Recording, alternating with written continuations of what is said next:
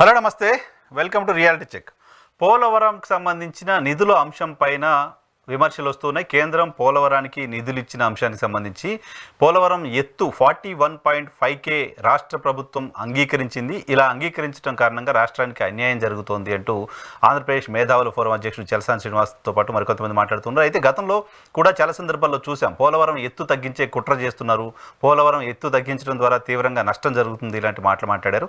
అసలు ఈ పోలవరం అంశానికి సంబంధించి రాష్ట్రానికి నిన్న కేంద్ర బడ్జెట్లో పెట్టిన నిధులు, దీని తర్వాత జరుగుతున్న చర్చ, దీనివల్ల జరుగుతున్న నష్టం, దీనివల్ల భవిష్యత్తులో ఏ రకమైన నష్టం జరిగే పరిస్థితి ఉంటుంది, ఇప్పుడు అసలు నష్టం జరిగిందా లేదా, ఈ అంశాలపై మాట్లాడడానికి మనతో పాటు జాయిన్ అవుతున్నారు senior political analyst Purushottam Reddy గారు. సార్ నమస్తే, వెల్కమ్ టు ఇహా. నమస్తే వైఎన్ఆర్ గారు. సార్ ఏంటి పోలవరం పైన మీ first comment? Sir, Polavaram project పైన ఒక నిజాయితీతో కూడుకున్నటువంటి చర్చ ఆంధ్రప్రదేశ్లో ఎప్పుడూ జరగట్లేదు. అంటే పోలవరం ప్రాధాన్యత, పోలవరం ప్రాజెక్ట్ని ఎలా నిర్మించాలి, దాని రూపం ఏంటి అనే దాని చర్చ కన్నా ఎవరు అధికారులు ఉంటే వాళ్ళ పైన వీళ్ళు రాష్ట్ర ప్రయోజనాలు తాకట్టు పెట్టేశారు. Single agenda. ఇంత తప్ప అసలు పూర్వంలో ఏముంది, 150 అడుగులు అంటే 45 మీటర్లు ఏంటి, 41.5 మీటర్లు ఏంటి, దాని స్వభావం ఏంటి, ఈ చర్చ ఎవరు బెటర్. అంటే ప్రాజెక్టుల పైన అంత అవగాహన ప్రజలకు ఉండదు. నేచురల్ గా ఏం చేస్తారంటే ఎత్తు తగ్గించేస్తే అది ఒక డ్యామ్ అయిపోతుంది, రకరకాల చర్చ నడుస్తుంది తప్ప హేతుబద్ధమైన చర్చ జరగట్లేదు. ఇది ఫస్ట్ పాయింట్. నిజానికి పోలవరం డిజైన్ వైఎస్ రాజశేఖర రెడ్డి కాలంలో ఉన్నదే విభజన చట్టంలో ఆమోదించారు. అంటే 150 అడుగులు అంటే 45 మీటర్లు. దాని డిజైన్ గానీ, దాని ప్రాజెక్ట్ నిర్మాణం అన్ని అట్లే జరుగుతుంది. ఇప్పుడు దాని విషయంలో ఏమీ మార్చట్లేదు. ఇప్పుడు మార్చలేదు, గతంలో మార్చలేదు. పోలవరంలో రాజశేఖర రెడ్డి గారి డిజైన్ కొనసాగుతాం. అయితే మన గేట్లు మెయింటెనెన్స్ ఇక్కడ సమస్య. గేట్లు మెయింటెనెన్స్ 41 అడుగులు ఎత్తులోనే మెయింటెనెన్స్ చేస్తారా, 45 మీటర్లు లేదా 41.5 మీటర్లకే మన ఆ గేట్లు నిర్మాణం చేసిన తర్వాత ఎక్కడికైనా మెయింటైన్ చేయొచ్చు. 41.5 మీటర్లు చేయొచ్చు, పూర్తిగా ఎత్తేయవచ్చు, 145 మీటర్ల ఎత్తులు మెయింటైన్ చేయొచ్చు. గేట్లు మెయింటెనెన్స్ అంటే నీటి నిల్వ ఎంత పెడతాము అన్నది ఇక్కడ ప్రశ్న తప్ప, డ్యామ్ నిర్మాణం మాత్రం 45 మీటర్లే ఇప్పుడు కూడా జరుగుతుంది. ఎందుకంటే పునాది నుంచి డిజైన్ అట్లే ఉంది. డ్యామ్ నిర్మాణంలో తేడా లేదు. మెయింటెనెన్స్ ఎలా చేస్తారు? 41.5 45 మీటర్ల. ఇక్కడ పేజీ 41.5 అయితే రాష్ట్రానికి అన్యాయం జరుగుతుంది, 45 మీటర్లు అయితే న్యాయం జరుగుతుంది, బహుళార్థక ప్రాజెక్ట్ అవుతుంది అనేది చర్చ. బహుళార్థక ప్రాజెక్ట్ అంటే 3: ఒకటి త్రాగునీరు, సాగునీరు మరియు పారిశ్రామికలతో పాటు విద్యుత్ ఉత్పత్తి. ఇది చాలా క్రూషియల్. ఈ మాట అనే ముందు అసలు పోలవరం ఏంటి? పోలవరం వైఎన్ఆర్ గారు బేసిక్ గా ఆ పోలవరం కట్టే ప్రాంతంలో 2 కిలోమీటర్ల వెడల్పుతో 51 కిలోమీటర్లు ఉంటారు. 51 కిలోమీటర్ల పొడవు, 2 మీటర్ల వెడల్పుతో ఆ ఉధృతంగా ప్రవహిస్తుంది ఆడ పోలవరం. మనం పోలవరం ఎక్కడైతే కట్టబోతాం ప్రాజెక్టులు, ఎందుకంటే అక్కడ మాత్రమే 2 కొండలు ఉన్నాయి. గోదావరి నది తెలంగాణ, ఆంధ్రప్రదేశ్ లో ఎంత దూరం ప్రవేశించినా తెలంగాణలో మీకు తెలుసు ఎక్కువ దూరం ప్రవహిస్తుంది. కానీ 2 కొండల మధ్యనే ప్రాజెక్టు కట్టగలం. అలాంటి ఒక అదృష్టం ఓన్లీ మనకు గోదావరి దగ్గర ఆంధ్రప్రదేశ్ లో మాత్రమే ఉంది, 2 కొండల మధ్య. కాబట్టి గ్రావిటీతో నీళ్లు తీసుకోవచ్చు. అంటే 51 కిలోమీటర్ల పొడవు, 2 కిలోమీటర్ ఎడపులో 70 టీఎంసీలు పర్ డే నమోదవుతుంది. ఒక్కోసారి 70 టీఎంసీస్ అంటే మా తిరుపతికి 70 సంవత్సరాలు జరిపేంత నీళ్లు. 70 సంవత్సరాలు తిరుపతి జరిపేంత నీళ్లు ఒక్క రోజులో ప్రవాహం వస్తుంది. ఇట్లాంటి చోట డ్యామ్ గురించి ఆలోచించేటప్పుడు దాని భవిష్యత్తు, దాని ప్రాధాన్యతలు, దాని పటిష్ట అంతరించాలి. దీంతో పాటు కోస్లా కమిషన్ ఒక సర్వే చేసింది 10 years పాటు. కోస్లా కమిషన్ రిపోర్ట్ ఏంటంటే, ఆ పోలవరం కట్టబోతున్నాం కదా ఆ ప్రాజెక్ట్ ఏరియాలో సిపిఎస్ అంటాం. సిపిఎస్ అంటే ఆవిరి ఒకటి, కానీ కొండల మధ్య ఎవాపరేషన్ జరిగిపోతుంది వాటర్. కొన్ని సందర్భాల్లో 20-30 టీఎంసీ లో ఎవాపరేషన్ జరిగింది. ఎందుకు జరుగుతుందో ఇంకా నిర్ధారణకు రావట్లేదు. కానీ 10ల సంఖ్యలో టీఎంసీలో నీళ్లు ఎవాపరేషన్ అంటే ఇంకిపోతున్నాయి. ఇంకుతున్నాయంటే అక్కడున్న పటుత్వం చాలా పరిమితంగా ఉంటుంది అర్థం. ఇంకడం అంటే అదే కదా. ఇప్పుడు Srisailam dam rockfill dam, Nagarjuna Sagar rockfill dam అంటే రాతి నేల స్వభావంతో ఉండే ఇది. అది కాదు, ఒక రకమైన రబ్బర్ అనలేం కానీ అట్లాంటి స్వభావం కలిగిన నేల ఆ ఏరియాలో. కాబట్టి పోలవరం లోపల ఒకటి కట్టాలి, పైన ఒకటి కట్టాలి. అంటే నేను ఎందుకు ఈ బ్యాక్గ్రౌండ్ చెప్తున్నా అంటే, అక్కడ ఎంత ప్రమాదకర ప్లేస్ లో కడుతున్నాం పోలవరం అనేది మనం గమనంలో పెట్టుకోవాలి. జరగరాని జరిగితే 40 లక్షల మంది ఎఫెక్ట్ అవుతారు. ఆ పోలవరం డ్యామ్ లో జరగరాని జరిగితే ఇట్లాంటి బ్యాక్గ్రౌండ్ లో మనం పోలవరం కడుతున్నాం. పోలవరం స్వభావం ఏంటంటే వైఎన్ఆర్ గారు, 2 కాలువలు. కుడి కాలువ కృష్ణా డెల్టా, ఎడమ కాలువ విశాఖపట్నం. ఈ రోజు మన కాలువల నిర్మాణం పర్ డే 17,500 క్యూసెక్లు ఒక కాలువ మీద వస్తాయి. అంటే 40 ఫీట్లో వస్తే ఆ పక్క 1750 టీఎంసీ, మొత్తం 35,000 క్యూసెక్లు, అంటే దాదాపు పర్ డే 3 టీఎంసీలు. ఏంటి లాజిక్ ఇక్కడ? పోలవరం చాలా మంది ఉంటారంటే నాగార్జున సాగర్ లాగా నీళ్ళ నిల్వ ప్రాజెక్టు ఇట కాదు అది పోలవరం. దీని బ్యాక్గ్రౌండ్ తీసుకున్నప్పుడు కాటన్ బ్యారేజ్ ఉంది, దాని కెపాసిటీ 1.5 టీఎంసీస్, కానీ అది 10 లక్షల ఎకరాలు నీళ్ళు ఇస్తా ఉంది. ఒక ఎకరా కంటే ఒక టీఎంసీ కంటే 10,000 ఎకరాలు.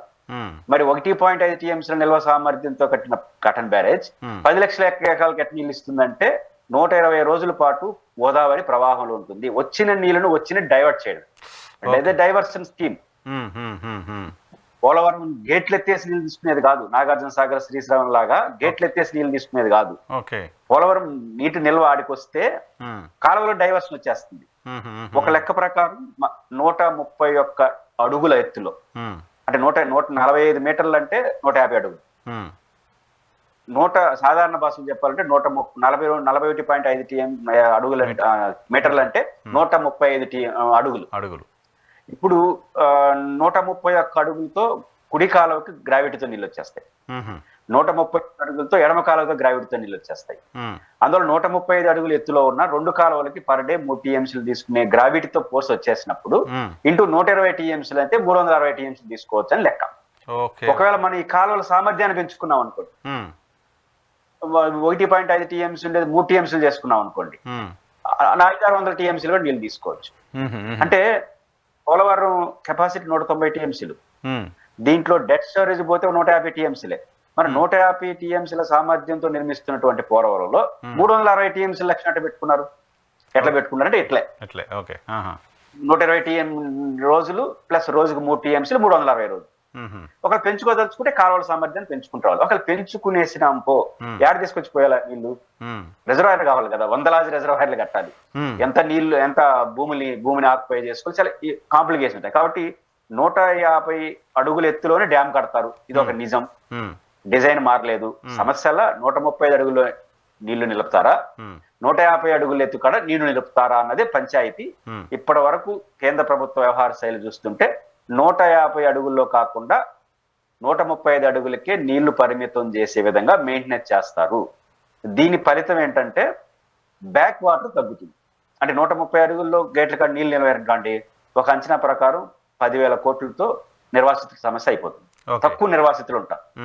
అదే 150 అడుగుల వరకు నీళ్లు పెడితే కనీసం 30,000 కోట్ల రూపాయలు అవసరం. అంటే నిర్వాసితుల సంఖ్య పెరుగుతుంది, ప్రాంతం పెరుగుతుంది. నిర్వాసితుల సంఖ్య వేరే సార్. నా పాయింట్ ఏంటంటే ఇప్పుడు 145 అడుగుల వరకు 45 మీటర్ల వరకు నీటి నిల్వ చేయాలని అసలు ప్రపోజల్ ఎందుకు? దేనికోసం? మనం కెనాల్ కెపాసిటీ ఏమో మీరు అటు ఒకటిన్నర ఇటు ఒకటిన్నర అని చెప్తున్నారు కదా, 1.5 టీఎంసీ. సో దీనికి 135 దగ్గర నుంచే 135 ఫీట్స్ దగ్గర నుంచే రెండు వైపులా గ్రావిటీతో మనం నీళ్ళు తీసుకునే పరిస్థితి వచ్చినప్పుడు అసలు ప్రాజెక్ట్ని 152 ఫీట్స్కి ఎందుకు డిజైన్ చేసి ఉన్నట్టు? అంటే 2 ప్రధాన కారణాలు ఉన్నాయి. ఒకటి విద్యుత్ ప్రాజెక్ట్, 41.5 మీటర్లు లేదా మన భాషలో 135 మీటర్లు 135 అడుగులు పెడితే విద్యుత్ ఉత్పత్తి చేయలేము, ఇది క్లియర్. 150 అడుగుల ఎత్తులో అంటే 45 మీటర్ల ఎత్తులో నీళ్లు నిల్వ మెయింటైన్ చేస్తేనే విద్యుత్ ఉత్పత్తి స్టార్ట్ అవుతుంది. మన జల విద్యుత్ అనేది పోలవరంలో హైయెస్ట్ ప్రయోజనాలు. మనం అందుకే బహుళార్థక ప్రాజెక్ట్ అంటామంటే అర్థం జల విద్యుత్ ఉంటే అది చాలా చౌకగా నాణ్యమైన విద్యుత్ వస్తుంది. కాబట్టి నిజానికి రాష్ట్రంలో చాలా మేజర్ విద్యుత్ సమస్యను పరిష్కరించేస్తుంది.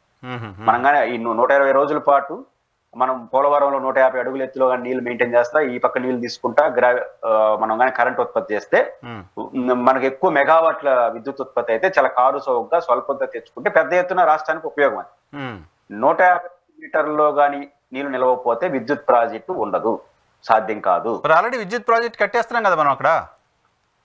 ఇదే ఇక్కడ ప్రాబ్లం. ఇప్పుడు ప్రభుత్వాలు చెప్పాలి ఆ విద్యుత్ ప్రాజెక్ట్ ఏం చేస్తారు. 150 అడుగుల ఎత్తులో ఉంటే విద్యుత్ ఉత్పత్తి చేయలేం, టార్గెట్ ఫిక్స్ చేయలేం, నీటి వరకు తీసుకోవచ్చు. ఇంకొక ఆలోచన ఏంటంటే ఇప్పటివరకు పోలవరంలో గోదావరిలో అలాంటి ప్రయత్నం జరగలేదు. ఒకవేళ తగ్గిందనుకోండి, 120 రోజులు పర్ ఇయర్ గ్రావిటీ ఫోర్స్ మన నీళ్లు ప్రవాహం ఉందని మనం అంచనా వేస్తున్నాం ఒక 100 సంవత్సరాల చరిత్రను చూసుకొని. ఒకవేళ తీవ్రమైన వరద కృష్ణా డెల్టా కృష్ణా నదిలో కూడా 10 ఏళ్లకో 20 ఏళ్లకో ఒకసారి తగ్గుతుంది వరద ప్రవాహం ఇప్పుడు ఒక సందర్భాల్లో అనేక కారణాలు ఇచ్చి. అట్లాంటిది ఏదైనా వచ్చినప్పుడు కొంత ఎక్కువ నీళ్లు పెట్టుకోవడానికి ఇక్కడ స్కోప్ ఉంటుంది కదా. ఒక అసాధారణ నీటి ప్రవాహం ఒక 100 రోజుల్లో 70 రోజులకు తగ్గింది అనుకో, ఏ కారణం రీత్యా ఇంతవరకు జరగలేదు, జరిగింది అనుకోండి, ఇప్పుడు 190 టీఎంసీలకి ఇప్పుడు ఎంత 120 టీఎంసీ ఎంత తగ్గిపోతుంది కదా, పడిపోతుంది. 40-50 టీఎంసీలు ఏమంటారు నీటిలో సామర్థ్యం పడిపోతుంది. అట్లాంటి రోజులు వచ్చినప్పుడు ఇబ్బంది కదా అనేది ఒకటి. రెండోది ఒక దూరాలోచన ఏముందంటే, ఈ బనకచర్ల ఇప్పుడు మనగడ మాట్లాడాం, గోదావరి నీళ్లు బనకచర్లకి తీసుకుందాం, ఇంకొక రైట్ కెనాల్ తీసుకొని ఆ కెనాల్ కందాలంటే 45 మీటర్లకు పోవాలి, అక్కడి నుంచి కొట్టాలి, అక్కడి నుంచి లాగాలి నీళ్లు, కొట్టేదేం లేదు, లిఫ్ట్ కాదు, గ్రావిటీ. కాబట్టి ఇట్లాంటి ఒక సంక్లిష్టత ఉంది కాబట్టి ఇట్లాంటి ప్రయోజనాలు వచ్చినప్పుడు సమస్య వస్తుందని మనకు ఆ సమస్యను మనం చూడాల్సిన అవసరం. ఇప్పుడు 41.5 మీటర్ల దగ్గరికే ఓకే చేస్తుంది, గత ప్రభుత్వాలేమో దాన్ని వద్దని చెప్పాయి, ఇప్పుడు ఓకే చేస్తూ రాష్ట్ర ప్రభుత్వం నిర్ణయం తీసుకుంది, ఇది శాపంగా మారుతుంది అంటూ ఆంధ్ర మేధావుల ఫోరం శ్రీనివాస్ గారు చెప్తున్నారు. సో దానివల్ల ఆయన ఆందోళన ఏంటి, దాని ద్వారా జరిగే నష్టం ఏంటి వాళ్ళు ఎక్స్పెక్ట్ చేస్తుంది? అంటే ఒకటేమవుతుందంటే మీకు దీంట్లో ఇంకొక రూపం కూడా ఏంటంటే, దుమ్మగూడెం టేల్పాన్ పథకం మీరు ఎన్నుంటారు, రాజశేఖర రెడ్డి గారు ఉన్నప్పుడు ఒక ప్రపోజ్ చేశాడు. అంటే గోదావరి నీళ్ళు ఎక్కువ ఉంటాయి, ఉదాహరణకు రాయలసీమలో కానీ దక్షిణ తెలంగాణ కానీ, వీళ్ళకి శ్రీశైలం నీళ్ళు అందలేదు, శ్రీశైలం డిజైనే మాకు అనుకూలంగా లేదు, మీకు తెలిసి దక్షిణ తెలంగాణ నష్టపోయింది, రాయలసీమ నష్టపోయింది. కానీ దీనివల్ల ఏమవుతుంది, కానీ శ్రీశైలం నుంచి 100 టీఎంసీలు తెలంగాణకి ఇవ్వాలి రైట్ వాటర్ టెక్నికల్ గా.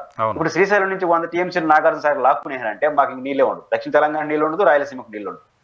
అందువల్ల రాజశేఖర రెడ్డి గారి దూరదృష్టి ఏంటంటే, దుమ్మగూడు నుంచి లిఫ్ట్ చేసి నాగార్జున సాగర్ కుడి కాలువలో పోసి లెఫ్ట్ కొనేసి నాగార్జున సాగర్ ద్వారా తెలంగాణ వాటర్ని ఇచ్చేసాడు, గోదావరి నీళ్ళనే. అప్పుడు శ్రీశైలం నీళ్ళను ఓన్లీ దక్షిణ తెలంగాణకు రాయలసీమకు పరిమితం చేయడం కోసం దుమ్మగూడెం టేల్పాన్ పథకాన్ని తీసుకొచ్చాడు. అది దుమ్మగూడెం టేల్పాన్ పథకాన్ని కానీ మళ్ళీ మనం ఆలోచించాలి అంటే 141.5 మీటర్లు కొట్టలేము, ఆ ప్రాబ్లం ఉంటుంది. మళ్ళీ గోదావరి నీళ్ళు కొట్టలేము, అప్పుడు 145 మీటర్లు ఉంటేనే కొడతాం. అందుకని 45 రాజశేఖర రెడ్డి గారికి అప్పుడు వామపక్షాల మీద తీవ్రమైన వాగ్వివాదం జరిగింది. ఆ డిజైన్ చేసేటప్పుడు 45 మీటర్లను వామపక్షాలు వ్యతిరేకించాయి. మీరు 360 టీఎంసీలని నేను ముందు చెప్పాను కదా, 120 మీటర్లు 120 రోజులు ఉంటాయి, ఈ లెక్క చెప్పి ఎందుకు ఎక్కువ మంది నిర్వాసితులు చేస్తారు, లక్షల మంది నిర్వాసితులు చేయకపోతే నష్టం కదా సమాజానికి, ఎందుకు చేస్తున్నారు, కేవలం విద్యుత్ ప్లాంట్ కోసమే ఇంత హననం చేయాలనా అనేది ఆ రోజు వామపక్షాల నుంచి ముఖ్యంగా భద్రాచలం మునిగిపోతుందని ఈ చర్చ అంతా వచ్చింది, నీళ్ళు వస్తాయని. 12 మండలాల్లో ఒక 8-9 గిరిజన తెగలు అయిపోయే ప్రమాదం ఉంది అప్పుడు 45 మీటర్లు పెడితే. అంటే అప్పుడు రాజశేఖర రెడ్డి గారి వాదన అనేది 2, ఒకటి విద్యుత్ అనేది పెద్ద సమస్యగా మారిపోతుంది కాబట్టి విద్యుత్ ప్లాంట్ మనం చేసుకుంటే రాష్ట్రానికి మాక్సిమం మంచి విద్యుత్ వచ్చేస్తుంది, ప్రభుత్వానికి ఖర్చు తగ్గుతుంది అనేది ఒక పాయింట్. రెండో పాయింట్, దుమ్మగూడెం టేల్పాన్ పథకం లాంటిది మనం చేసుకోవాలనుకుంటే, రాష్ట్రానికి ఒక శాశ్వత పరిష్కారం జరపాలంటే 45 మీటర్ల ఎత్తులో నీళ్లు కానీ మనం మెయింటైన్ చేస్తే, లిఫ్ట్ చేసి దుమ్మగూడెం నుంచి టేల్పాన్ పథకం అటు దక్షిణ తెలంగాణకి న్యాయం చేయొచ్చు, ఇటు రాయలసీమ దక్షిణ తెలంగాణకి కంప్లీట్ గా శ్రీశైలం కృష్ణా నదిని కిందకు పంపించేది లేదు, అంటే వరదలు వచ్చిపోతే తప్ప. అంటే ఇప్పుడు కుడికాలువకి ఇప్పుడు మనం రాయలసీమలో ఉన్నట్టు శ్రీశైలం నుంచి నీరు వదులుతున్నాం కదా, రేపు అవసరం లేదు, గోదావరి కుడికాలువ కృష్ణా డెల్టా సమస్య పరిష్కరించేస్తుంది. దక్షిణ తెలంగాణకి రాయలసీమ పూర్తిగా కృష్ణాన్ని పరిమితం చేయాలని రాజశేఖర గారు దూరదృష్టి చేసి ఈ 2 ప్రయోజనాలు నెరవేరు. నేను మళ్ళీ చెప్తున్నా, 45 మీటర్ల ఎత్తులోగా నీళ్ళు నిలవకపోతే దుమ్మగూడెం టేల్పాన్ లాంటి లిఫ్ట్ చేసుకునేదానికి భవిష్యత్తులో స్కోప్ ఉండదు. 2, విద్యుత్ ప్లాంట్ ఉండదు. ఈ 2 మేజర్ ప్రయోజనాలే కదా. అయితే ఒకే ఒకటి వెసులుబాటు ఏంటంటే నిర్వాసితుల సంఖ్య తగ్గుతుంది, అంతకు మించి ఏమి జరగదు, ఎందుకంటే డ్యామ్ కట్టేస్తాం. మళ్ళీ చెప్తున్నాం, 150 మీటర్లు 145 మీటర్లోనే డ్యామ్ కడతారు. ఇప్పుడు కూడా మెయింటెనెన్స్, గేట్ల మెయింటెనెన్స్ 41.5కి పరిమితం చేస్తారు. ఆ మేరకు నిర్వాసితుల సమస్య తగ్గుతుంది. అంటే మేము ఇప్పుడు 30,000 కోట్లు అయ్యే నిర్వాసితుల సమస్య కాస్త 10,000 కోట్లు లోపే అయిపోతుంది. ఇప్పుడు నాకు ఇంకో డౌట్ కాదు ఏంటంటే, నిన్న బడ్జెట్ లో పెట్టినప్పుడు మేము ఇంకా మొత్తం 30,000 కోట్లు అవుతుంది, ఇప్పటికి ఒక 18,000 కోట్లు ఎంతో ఇచ్చేసినాము, ఇంకా 12,500 కోట్లు ఇస్తే సరిపోతుంది, వెల్ అండ్ గుడ్, ఇంకో అందుకోసం ఇప్పుడు 5,000 కోట్లు పెడుతున్నాం అన్నారు. నాకు అర్థం కాదు ఏంటంటే, ఇది డ్యామ్ పూర్తి అయిపోతుంది, ఈ 10,000 కోట్లకి అయ్యే నిర్వాసిత సమస్య కూడా మనం ఎత్తిరేసుకోవాలన్నా, అది డౌట్ వస్తుంది. ఇది ప్రమాదం. ఇవ్వలేదు కదా అసలు, ఇప్పుడు ₹1 ఇవ్వలేదు. R&Rకి చంద్రబాబు గారు ప్రభుత్వం రూపొందించింది దాదాపు 36,000 కోట్లు, 32,000 కోట్లు, మొత్తం కలిసి 55,000 కోట్లు. అంటే 20,000 పైచిలుకు కోట్ల రూపాయలు డ్యామ్కే అవుతుంది ఆ రోజు లెక్క ప్రకారం. మీ లెక్క ప్రకారం 30,000 కోట్లు అంటే పెరిగిన ధరలు అనుకుని ఒక 25,000 కోట్లు అయిపోతుంది. ఎస్కలేషన్ ఉంటుంది, మరి ఎస్కలేషన్ ఉంటుంది. రెండోది, ఇప్పుడు డయాఫ్రామ్ పాలు రెండోసారి కట్టాల్సి వస్తాం. డయాఫ్రామ్ పాలు ఇంకొక 2,000 కోట్లు ఎంత పోతుందో అదనపు సమస్య అవుతుంది కదా. కట్టి కేంద్ర ప్రభుత్వం ఇచ్చే డబ్బులు 41, 45 పక్కన పెడతాం కాసేపు. కేంద్ర ప్రభుత్వం 30,000 కోట్లకే ప్యాకేజీ ఫిక్స్ చేసేసి ఇప్పుడు 18,000 కోట్లు ఇచ్చాం కాబట్టి ఇంక 12,000 కోట్లు ఇస్తామంటే ఆ డబ్బులు దేనికి పనికి వస్తాయంటే డయాఫ్రామ్ పాల పునర్నిర్మాణం అవి ఇవి చేసుకొని నీట్ గా డ్యామ్ పూర్తి చేసేదని పనికి వస్తుంది. మళ్ళీ మనం 141 మీటర్ల ఎత్తులో నీళ్లు తీసుకోవాలన్నా కనీసం 7-8 వేల కోట్ల రూపాయలు నిర్వాసితులకు అవుతుంది. ఒక 16 గ్రామాలు సంథింగ్ ఎంతో. మరి దాని ఆ నెత్తిని మళ్ళీ రాష్ట్ర ప్రభుత్వం మీద పడితే ప్రమాదం కదా రాష్ట్రానికి. రెండోది బైఫర్కేషన్ యాక్ట్ ఏం చెప్తుంది? 45 మీటర్ల ఎత్తులో డ్యామ్ నిర్మాణం, దానికి అనుగుణంగా అయ్యే నిర్వాసితులకు ఎంత ఖర్చు అయితే అంత కేంద్ర ప్రభుత్వం ఇవ్వాలి. 50,000 కోట్ల 30 కోట్ల ఈ ప్యాకేజ్ అంటే నాకు అర్థం కాదు. నాకు ఒక చిన్న డౌట్ వస్తుంది. రాజశేఖర రెడ్డి గారి టైంలో ఉన్న డిపిఆర్ ని అంగీకరిస్తూ రాష్ట్ర విభజన సందర్భంగా కేంద్ర ప్రభుత్వం దీన్ని జాతీయ ప్రాజెక్ట్ చేస్తామని చెప్పింది కదా. రాజశేఖర రెడ్డి గారి టైంలో పనులు మొదలైన కెనాల్స్ నెట్వర్క్ అంతా కంప్లీట్ అయిపోయింది. అప్పుడున్న డిపిఆర్ ప్రకారం 45 అడుగులు కదా. అవును, 45 అడుగుల డిపిఆర్కే కేంద్ర ప్రభుత్వం ఓకే చేసింది కదా. 45 అడుగుల డిపిఆర్ ప్రకారం అయితే 30,000 కోట్లు కాదు కదా. అబ్సల్యూట్లీ కాదు. 45 మీటర్ల ఎత్తులో ఉంటే 55,000 కోట్ల నుంచి 60,000 కోట్లు. మరి ఇప్పుడు కేంద్ర ప్రభుత్వం విభజన చట్టం ప్రకారం ఇచ్చిన హామీకి విరుద్ధంగా వ్యవహరిస్తున్నట్టు కదా. 100% విభజన చట్టానికి వ్యతిరేకంగా ప్రవర్తిస్తా ఉంది. నేనన్నట్టు 41 మీటర్లతోనే ప్రయోజనాలు పొందదామని మీరు అనుకున్నా మీరు ఇచ్చే 30,000 కోట్లు చాలదంటారు. దానికే సరిపోతున్నట్టు. ఇప్పుడు ఇంక ఏవో మీద 12,500 లెక్క చేసేసాను. 12,500 కోట్లు ఇస్తాము, ఈ బడ్జెట్ లో 5,000 కోట్లు కేటాయిస్తున్నాము అని అన్నారు. ఇంకా 12,500 కోట్లు వస్తే ఈ డయాఫ్రామ్ వాళ్ళు మిగతా డ్యాము అన్ని పూర్తి చేసేస్తారు, బాగానే ఉంది. డ్యామ్ పూర్తి చేసినా నీళ్లు వాడుకోలేము, ఎందుకంటే నిర్వాసితులు క్లియర్ చేయకుండా నీటి నిల్వ చేయలేము, ఎందుకంటే మునిగిపోతారు. కాబట్టి మళ్ళీ 5,000 కోట్లు 6,000 కోట్లు 7,000 కోట్లు మళ్ళీ రాష్ట్ర ప్రభుత్వం భరించడం అంటే ఇంతకన్నా దుర్మార్గం ఏముంది? కాబట్టి ఖచ్చితంగా బైఫర్కేషన్ యాక్ట్ లో 2 పాయింట్లు ఉన్నాయి. 150 మీటర్లు విద్యుత్ ప్లాంట్. నా మాటకు వస్తే విద్యుత్ ప్లాంట్ కూడా వాళ్ళే కట్టాలి. మనం విద్యుత్ ప్లాంట్ మన్నెత్తిన వేసుకుంటున్నాం ఒక రకంగా, కాంట్రాక్టర్ కి ఏదో చేస్తున్నారు. విద్యుత్ ప్లాంట్, కాలువల నిర్మాణం, ఈ పోలవరం కంప్లీట్ సంపూర్ణంగా పూర్తి చేసేవారనేది విభజన చట్టంలో ఉంది. ఎంత అయితే అంత ఖర్చు. ఆ మేరకు చేసినప్పుడు నిర్వాసిత ఇప్పుడు 41.5 TMC మీరు మీటర్లో పెట్టినా ఆ 5,000 కోట్లు 10,000 కోట్లు 50 కోట్లు ఎంతకానే కానీ ఆ నిర్వాసితులకి మీరే భరించాలి కదా. ఎంత నిర్వాసితులు అయితే అంత ఖర్చు, ఎంత డ్యామ్ నిర్మాణానికి అయితే అంత ఖర్చు. ఇంకా ఉదారంగా ఉండాలంటే విద్యుత్ ప్లాంట్ కి కుడికాలం ఎడవకాలం ఎవరు డబ్బులు కడతాం? మనమే కడతాం. మరొక అజు చిత్రం, దానికి రిజర్వాయర్లు మనమే కడతాం. ఆ డ్యామ్ వరకు కట్టేసి మీకు ఇచ్చేస్తాము అంటే ఇది రాష్ట్రానికి అన్యాయం చేసినట్టుంది. దీనికి ఒప్పుకోవడానికి రాష్ట్ర ప్రభుత్వం కుదరదు. మీరు అసలు ప్యాకేజీ అనద్దండి, ఎంత ఖర్చు అయితే అంత మీరు ఇవ్వాలి, అంతే కదా. ఫిక్స్ పెట్టేసి మేము ఎంత అప్రూవ్ చేసాము ఇంకా అదే ఇస్తామంటే ఎట్లా? పూర్తయ్యే లోపు ఏ ప్రాజెక్ట్ అయినా మొదలు పెట్టిన నుంచి పూర్తయ్యేటప్పుడు ఎస్కలేషన్ లో పెరిగిపోతా ఉంటుంది. బట్ ఈ 30,000 కోట్ల రూపాయలు అనే మాట నేను 2017-18 నుంచి వింటున్నా. 30,000 కోట్ల రూపాయల పోలవరం, 30,000 కోట్ల రూపాయల పోలవరం అని. 2025లో కూడా 30,000 కోట్ల రూపాయలు ఎలా ఉంటుంది? అంతే కదా. 30,000 కోట్లు మీరు చెప్పేది పోలవరం స్టార్టింగ్. చంద్రబాబు గారు 55,000 కోట్లు అంచనా వేసినారు కదా. కరెక్ట్. చంద్రబాబు నాయుడు గారి ప్రభుత్వం 55,000 కోట్లు అంచనా వేశారు. ఖచ్చితంగా ఇప్పుడు 5,000 కోట్లు పెరుగుంటుంది. ఇంకా మాటలు చెప్పాలంటే డయాఫ్రామ్ వాళ్ళు పాడైందిగా, దానివల్ల ఇంకో 2,000 కోట్లు పెరగాలిగా. ఇంకోటి కూడా ఉంది అయినారు గారు ఇక్కడ. పోలవరం ప్రాజెక్ట్ అథారిటీ PPA లో ఒక ఒప్పందంలో 2-3 నిర్మాణాలకి 2.5 times అక్కడ ఇవ్వాలి అని ఉంది. ఇప్పుడు ఉదాహరణ డయాఫ్రామ్ వాల్ ఉంది. ఎందుకంటే డయాఫ్రామ్ వాల్ ఆంధ్రప్రదేశ్ దరిద్రం ఏంటంటే నువ్వు కారణమా అని ఈ కొట్లాడుకు చేస్తున్నారు. ఇది ఒక నేను చెప్పిన 70 TMC ఉద్ధృత ప్రవాహానికి ఆటంకంగా మనం కడుతున్నాం డ్యామ్. ఈ క్రమంలో కొన్ని సందర్భాల్లో డ్యామేజ్ కూడా కావచ్చు, ఉన్నట్టు మౌలికమైన కారణాలు. ఇట్లాంటి సమయంలో ఇట్లాంటిది ఉంటుందని కేంద్ర ప్రభుత్వం గుర్తించి 2-3 నిర్మాణాలకు అంటే 2 సార్లు గడిస్తుంది. ఇప్పుడు ఆ రకంగా చెప్పాలంటే ఆ అథారిటీ ప్రకారం డయాఫ్రామ్ వాల్ పోయింది కదా, ఈ టెక్నికల్ గా పోయినప్పుడు ఆ డయాఫ్రామ్ కొత్తగా ఏదైనా మనమే భరించాల్సిన అవసరం లేదు, కేంద్రం ఇవ్వాలి యాజ్ పర్ యాక్ట్. ఎందుకంటే పీపీఏ అప్రూవ్ చేసిన ప్లానే కదా, పీపీఏ చెప్పే కదా, పోలవరం ప్రాజెక్ట్ అథారిటీ చెప్పే కదా జరిగింది. టీడీపీ సర్కార్ చేసిన మానవ నిర్మాణం అండి ఇది. ఇది ఒక అద్భుతం. మనం ప్రయోగాలు చేస్తాం, ఇస్రోలో ప్రయోగం చేస్తాం, ఫెయిల్ అవుతుంది. అది ఎవరి మీద అది ద్రోహంతో చేసింది కాదు కదా. ఒక అసెస్మెంట్ తో ఇంజనీర్ సైంటిస్ట్ చేస్తాడు, అది ఫెయిల్ కావచ్చు. రెండో ప్రయోగం చేస్తున్నామా ఇంకా చాలే 300 కోట్లు కేటాయించు ఇంకా ఆపండి అంటామా? 100 సార్లైనా ప్రయోగం చేస్తాం కదా. పోలవరం ప్రాజెక్ట్ కూడా ఒక రకంగా ప్రయోగమే. ఇట్లాంటి ప్రాజెక్ట్ బహుశా తీర్గార్జెట్ ప్రాజెక్ట్ ఫ్రమ్ చైనాలో ఉంది, ఇంకో చోట ఉంది. ఇట్లాంటి ప్రయోగం ప్రమాదకరమైన ప్రయోగం చేస్తున్నాం అంటే 1-2 సార్లు డ్యామేజ్ అయితే ఎంతసేపు రాష్ట్రంలో చంద్రబాబు నాయుడు కారణం జగన్ కారణం ఈ చర్చ నడుస్తుంది. కానీ అరే అథారిటీలోనే ఈ క్లాజ్ ఉంది, 2-3 కీలకమైన నిర్మాణాలకు 2.5 times ఇవ్వాలని. కాబట్టి మనం తీసుకుందాం నిధులు, దీన్ని పెడదామని నువ్వు కారణం వీలు కొట్టుకుంటున్నా. కాబట్టి ఖచ్చితంగా ఆ రీత్యా తీసుకున్నా కూడా ఇంత అమౌంట్ అనేది ఫిక్స్ చేయడమే చాలా అన్యాయం అంటాను. ఇంత ఇస్తే ఇంత అవుతుంది, మీ సాగు మీరు సాగండి అంటే మాత్రం చాలా ప్రమాదం వస్తుంది.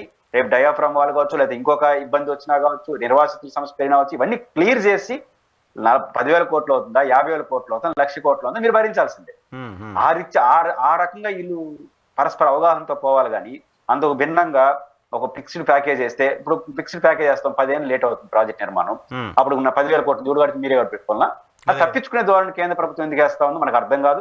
రాష్ట్ర ప్రభుత్వాలు కూడా ఈ సంవత్సరం 5,000 కోట్లు ఇస్తున్నారు కదా, సర్దుకుందాం, ఇట్లా షార్ట్ కట్ మీద ఎంచుకుంటున్నారు. మనకి ఈ సంవత్సరం మనకు లిక్విడ్ లేదు కదా, లిక్విడ్ లేకుండా వస్తున్నాం కాబట్టి ఎంత ఇచ్చినా, ఇప్పుడు మనం అమరావతి రాజధాని 15 కోట్లు చాలా మహానందం, విభజన చట్టం ప్రకారం ప్రాథమిక అవసరాలు, అసెంబ్లీ, సెక్రటేరియట్ ఇవన్నిటి కలిసి కనీసం 20,000 కోట్లు ఫ్రీగా ఇవ్వాలి కదా, కేంద్ర ప్రభుత్వం బాధ్యత కదా, అది బాధ్యత ఇవ్వాలి కదా. దాని గురించి వదిలేసి నువ్వు 15,000 కోట్లు అప్పించినా చాలరా స్వామి మహానుభావాన్ని లెవెల్కి వెళ్ళిపోతా ఉంటే, పోలవరం కూడా అదే స్టాండ్.